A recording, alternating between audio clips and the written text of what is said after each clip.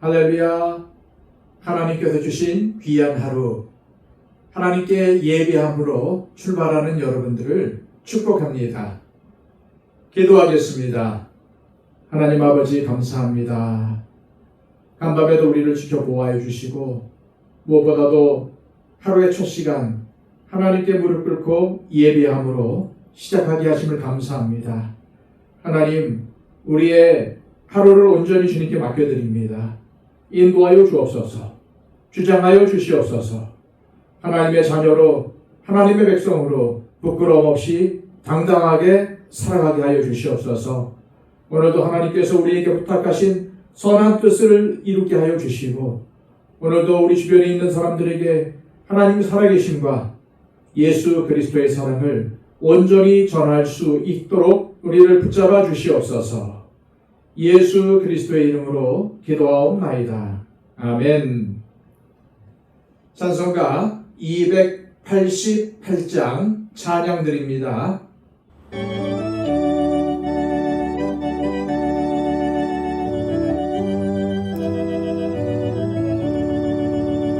예수를 나의 구주 삼고 성령과 피로써 거듭나니 이 세상에서 내 영혼이 하늘의 영광 누리도다. 이것이 나의 간증이요 이것이 나의 찬송이세.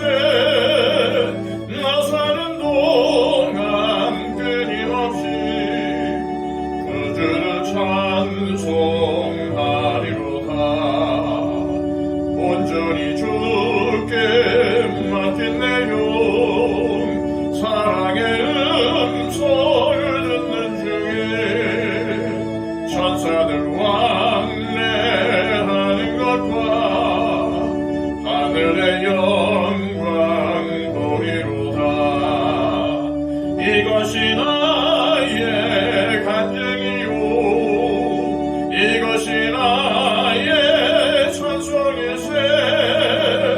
나 사는 동안 끊임없이 구주를 찬송하리로다. 주 안의 기쁨 누림으로 마음의 풍랑이 잔잔하니 세상과 나는 간것없고 구속한 주만 보이도다. 이것이 나의 간증이요 이것이 나의 찬송이세. 나 사는 동안 끊임없이 구주를 찬송하리로다.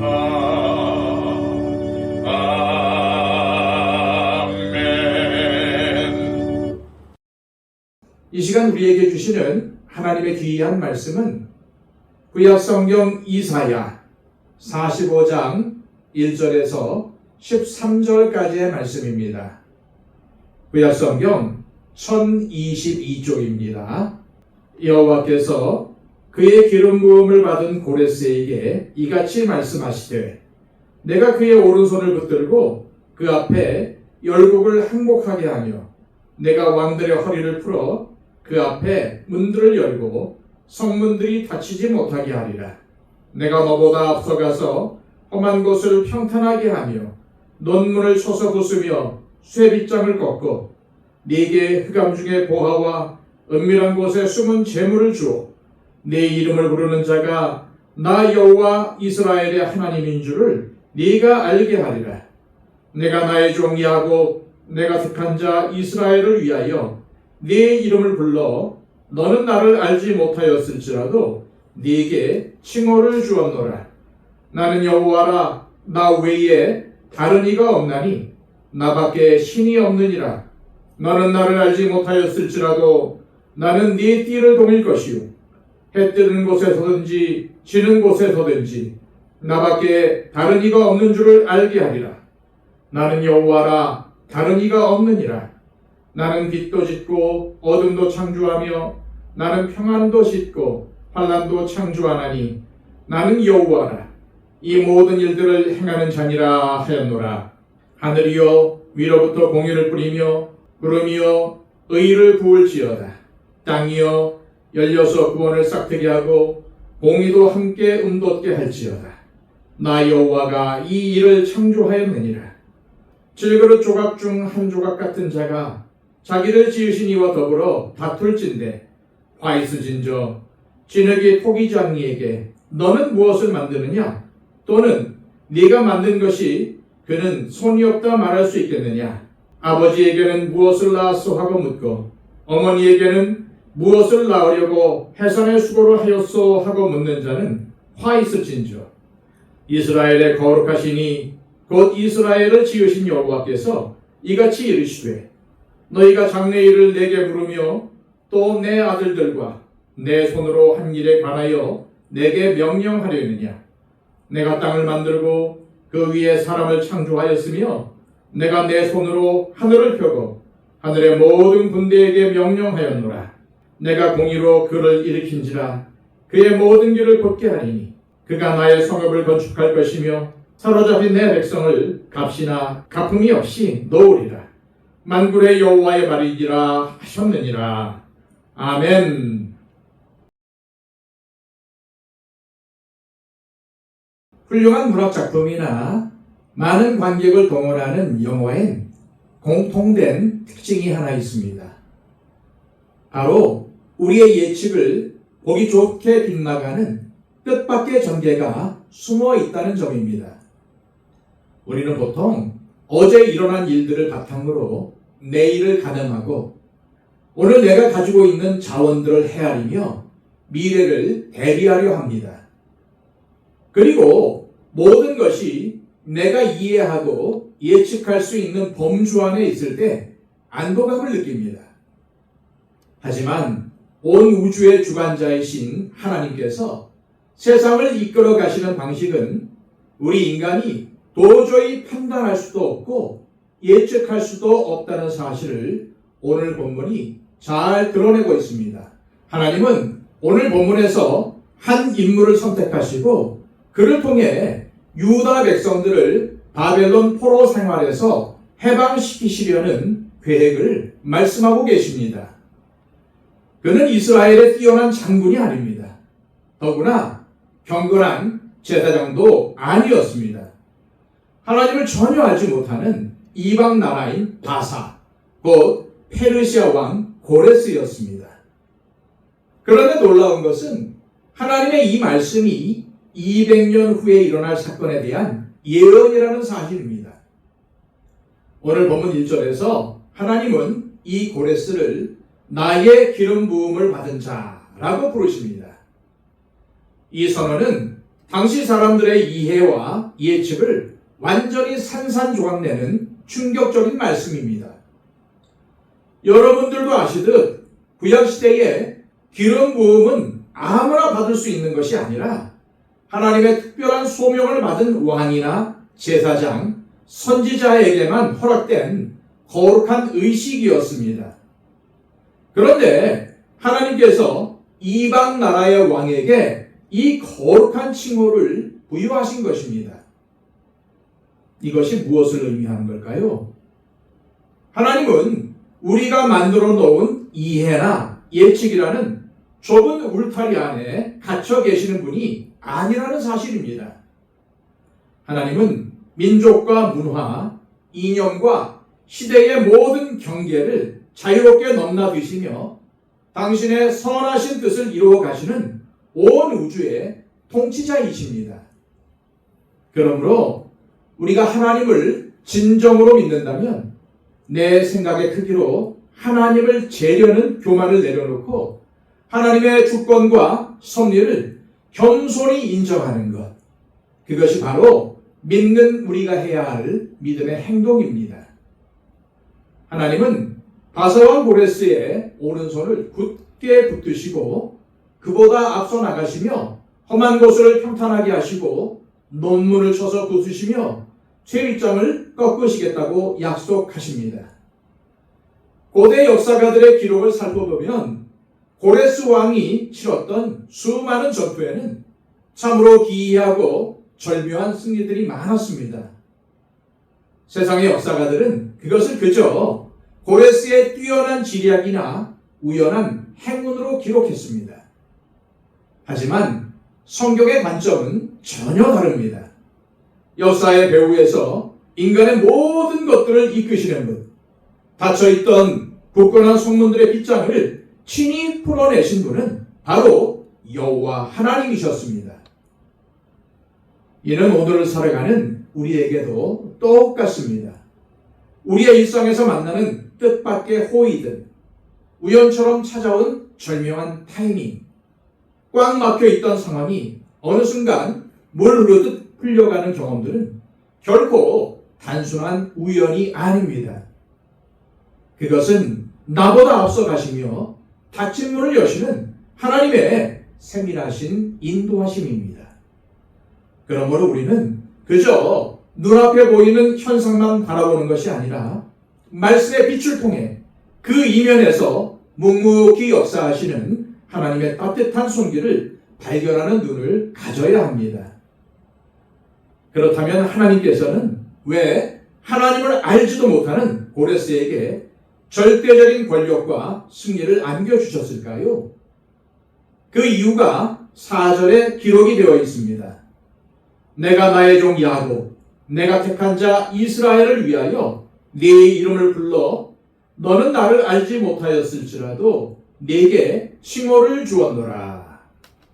이 말씀은 하나님의 백성의 입장에선 참으로 가슴 벅찬 말씀이 아닐 수 없습니다.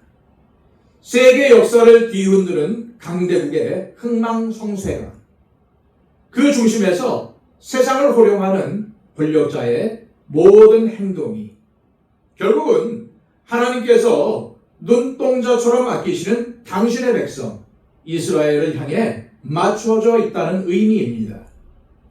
하나님은 이스라엘의 회복을 위해 이방 왕인 고레스를 역사의 무대에 세우신 것입니다. 이 놀라운 하나님의 사랑은 시대를 초월하여 오늘 우리에게도 동일하게 흐르고 있습니다. 우주 만물을 다스리시는 하나님께서 지금 이 순간에도 당신이 살아가시는 여러분 한 사람 한 사람을 위해 세상의 크고 작은 사건들을 아름답게 조율하고 계심을 믿으시길 바랍니다. 우리의 기도는 바로 이 크신 하나님의 사랑에 대한 우리의 응답입니다. 우리가 하나님 앞에 기도로 무릎 꿇는다는 것은 단지 나의 소원을 아뢰는 것이 아니라 나를 위해 크신 사랑을 베푸시는 하나님께 감사의 마음을 드리는 것입니다.